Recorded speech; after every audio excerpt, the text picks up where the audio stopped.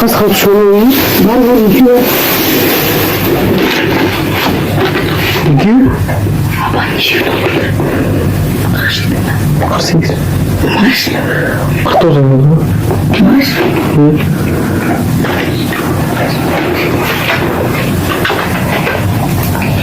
Bakalım. Şiş falan mı?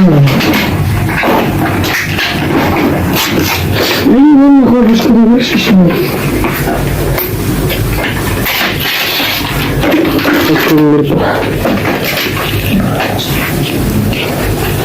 Kızım akşam sivir.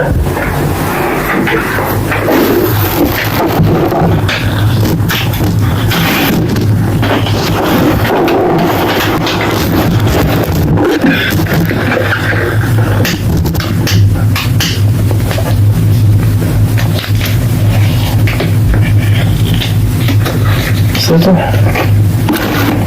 ne nasıl var?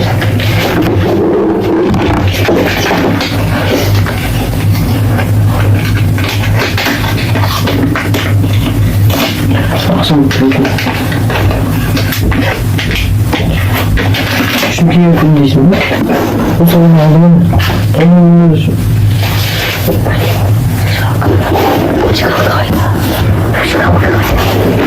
ne oluyorsun? Aynen lan. Aynen.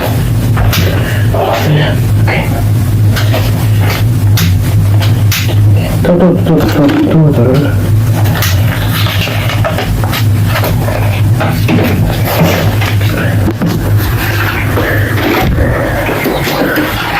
Git.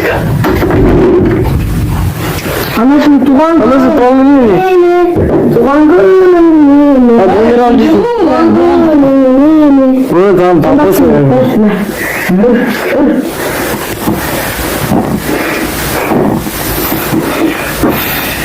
Tut anasını. Ben 10 lira. Ben 10 lira. 10 lira. Şimdi yine. Rahmet senden. Ne oldu lan?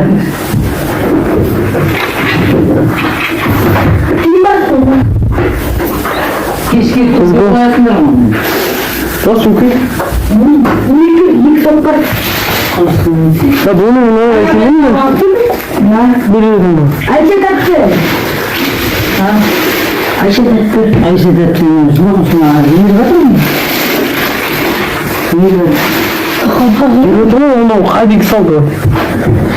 Sattın da? Benim baylandırma hasta.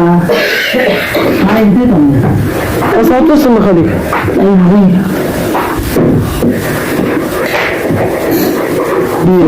Foto atıyorum. 3 lira veriyoruz. Nasıl mantığını bilmiyoruz.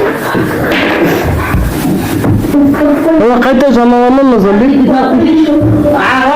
İyi. Biz kaldı sözün bunu bir ses topluyorsa bir ses anlamayız.